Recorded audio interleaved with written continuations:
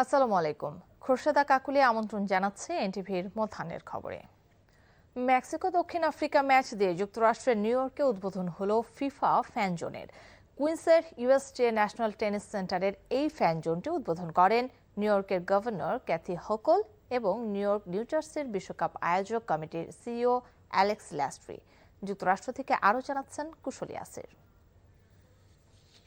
কয়েক হাজার মাইল দূর মেক্সিকো সিটিতে বসেছে উদ্বোধনী ম্যাচ, কিন্তু যুক্তরাষ্ট্রে অবস্থানরত মেক্সিকানরা কিন্তু এই উৎসবকে নিজেদেরই ভাবছেন এবং নিউ ইয়র্ক সিটির বুকে তারা কিন্তু নিজেদেরকে বিলিয়ে দিয়েছেন ফুটবলের সঙ্গে। The winner of the World Cup for the 2026, in my opinion, I think it's going to be Brazil. ইউএসটিএর ন্যাশনাল টেনিস কমপ্লেক্স ফ্যান জোনে রয়েছে দর্শকদের জন্য নানা ধরনের ফান অ্যাক্টিভিটি ও খেলার জায়গা। I'm supporting anyone that plays good soccer. And So Brazil, Spain, Mexico, South Africa. I just want to see good soccer. Mexico, baby, let's go! Mexico and Ecuador. I love both countries. My family is from both countries. Let's go Ecuador and let's go Mexico. প্রায় 40 দিনের এই football যজ্ঞের সঙ্গে মেতে থাকতে চান football ভক্ত সমর্থকরা। Kushali Asir, NTV news, New York, USA. এবার অন্যান্য খবর। আগামীকাল কক্সবাজার যাচ্ছেন প্রধানমন্ত্রী ও বিএনপির চেয়ারম্যান তারেক রহমান। সফরে নতুন উপজেলার ভিত্তিপ্রস্তর স্থাপন, খাল পুনঃখনন প্রকল্প উদ্বোধন, শহীদ পরিবারের সঙ্গে সাক্ষাৎ এবং জনসভায় বক্তব্য দেবেন তিনি।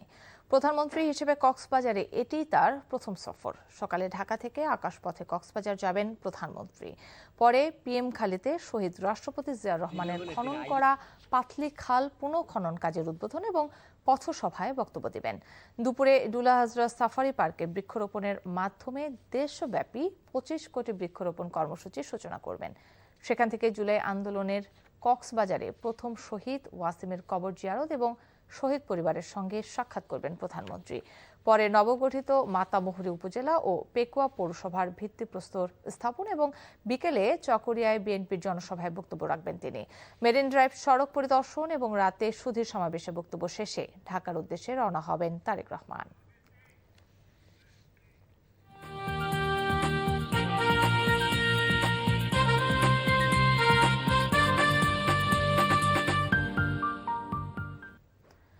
দু 2026-27 অর্থ বছরের জন্য প্রস্তাবিত বাজেটে মূল্যস্ফীতি 7.5% নামিয়ে আনার লক্ষ্য প্রায় অসম্ভব বলে জানিয়েছে সিপিডি।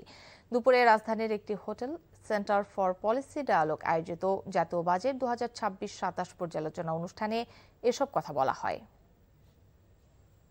এই বাজেটটা একটা বড় আকারের বাজেট হচ্ছে, সেখানে সরকারি ব্যয়ও বাড়বে, কিন্তু সরকারি ব্যয় থেকে উৎপাদনশীলতা যদি না হয় তাহলে কিন্তু সেটাও আবার মূল্যস্ফীতিকে বাড়িয়ে দিতে পারে। আর এটা বাড়ার লক্ষ্যমাত্রা হচ্ছে 18.9%, কিন্তু ব্যয়ের ক্ষেত্রে আমরা দেখছি যে 19%, অর্থাৎ ব্যয়টা একটু বেশি এবং আয়টা একটুখানি তার চেয়ে কম, খুব একটা কম না। এই যে লক্ষ্যমাত্রাগুলি, সেই লক্ষ্যমাত্রাগুলির মধ্যে আমরা দেখতে পাচ্ছি যে অনেক একটা বড় আকাঙ্ক্ষার প্রতিফলন হয়েছে। তো সেই প্রতিফলন, সেটা আকাঙ্ক্ষাটা ভালো, কিন্তু আসলে বাস্তবতার সাথে সেটা মেলানো দরকার। আর হচ্ছে সেটাও সমস্যা না, সমস্যাটা হচ্ছে যে বড় আকাঙ্ক্ষাটা বাস্তবায়ন করাটাই হবে চ্যালেঞ্জ। সেটা বাস্তবায়ন কিভাবে হবে এবং বাস্তবায়ন করতে পারলেই হচ্ছে বড় বাজেট দেওয়াটার সার্থকতা। বাজেটে কর বৃদ্ধি ব্যবসায়ী ও সাধারণ মানুষকে ভোগাবে বলে মন্তব্য করেছেন জামায়াতের সেক্রেটারি জেনারেল মিয়া গোলাম পরোয়ার। সংসদে উত্থাপিত বাজেট নিয়ে দলের অবস্থান তুলে ধরে সংবাদ সম্মেলনে একথা জানান তিনি। একটা উচ্চাভিলাষী, জনগণকে দেখানোর মতো একটা বাজেট করা হয়েছে। আলটিমেটলি ভেতরটা অন্তঃসার শূন্য। মুদ্রাস্ফীতির লক্ষ্যমাত্রা নির্ধারণ করা হয়েছে 7.5%, যা সরকারের 4 মাসের কার্যক্রম ও রিপোর্টের বিপরীত। জ্বালানি তেল, বিদ্যুৎ ও গ্যাসের দাম উপর্যুপরি বাড়িয়ে দেওয়ার ফলে উৎপাদন খরচ বেড়েছে ও বাড়বে। এমতাবস্থায় মুদ্রাস্ফীতির পরিমাণ কমবে না, বরং বাড়বে। জনগণের ক্রয় ক্ষমতা ইতিমধ্যেই হ্রাস পেয়েছে। বার্ষিক উন্নয়ন ব্যয়, যেটাকে বলা হয় এডিপি, এর পরিমাণ অপরিকল্পিতভাবে বাড়িয়ে 3 লক্ষ কোটি টাকা করা হয়েছে। এডিপির নামে দুর্নীতি ও লুটপাটের সুযোগ তৈরি করে দেওয়ার তীব্র প্রতিবাদ জানাচ্ছি আমরা।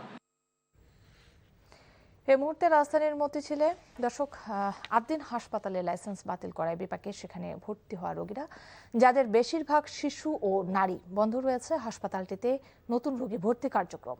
শুক্রবার সকালেও বহির্বিভাগের চিকিৎসা নিতে আসা অনেককেই ফিরে যেতে দেখা যায়। শুধু নতুন রোগী ভর্তির ক্ষেত্রেই নয়, লাইসেন্স বাতিল করায় বহির্বিভাগ, জরুরি বিভাগ, কনসালটেন্সি সহ সকল সেবাই বন্ধ রয়েছে। এতে ভর্তি থাকা ও সেবা নিতে আসা রোগীরা পড়েছেন বিপাকে। এদিকে আগামী 72 ঘন্টার মধ্যে ভর্তি থাকা রোগীদের অন্যত্র সরিয়ে নিতে নির্দেশ দিয়েছে স্বাস্থ্য অধিদপ্তর। এতে আইসিইউ ও এনআইসিইউতে ভর্তি রোগীদের অভিভাবকেরা দুশ্চিন্তায় আছেন। আইসিইউ বা ক্রিটিক্যাল অবস্থায় থাকা রোগীদের চিকিৎসা চলছে। সরকারের সিদ্ধান্তের বিরুদ্ধে আপিল করার কথা জানিয়েছে আদ্দিন হাসপাতাল কর্তৃপক্ষ। এসবের মধ্যে চিকিৎসা কার্যক্রম চালিয়ে যেতে চায় তারা। দেশের বিভিন্ন সীমান্তে পুশিন চেষ্টা অব্যাহত রেখেছে ভারতীয় সীমান্তরক্ষী বাহিনী বিএসএফ। পুশিন ঠেকাতে কঠোর অবস্থানে রয়েছে বিজিবি। ভোরে কুষ্টিয়ার দৌলতপুর সীমান্ত দিয়ে নারী, শিশু সহ 12 জনকে বিএসএফ পুশিনের চেষ্টা করলে বিজিবি ও স্থানীয় জনতা বাধায় তা ব্যর্থ হয়। পরে পুশিনের শিকার 12 জন সীমান্তের শূন্য রেখায় অবস্থান নেয়। অনুপ্রবেশ ঠেকাতে জনসচেতনতা বৃদ্ধি সহ নানা পদক্ষেপ নিয়েছে বিজিবি। এদিকে পুশিন কেন্দ্র নওগাঁর সীমান্ত এলাকায় আগের তুলনায় আতঙ্ক কমেছে। সাপাহারের কলমুডাঙ্গা সীমান্তে বাড়ানো হয়েছে বিজিবির নজরদারি।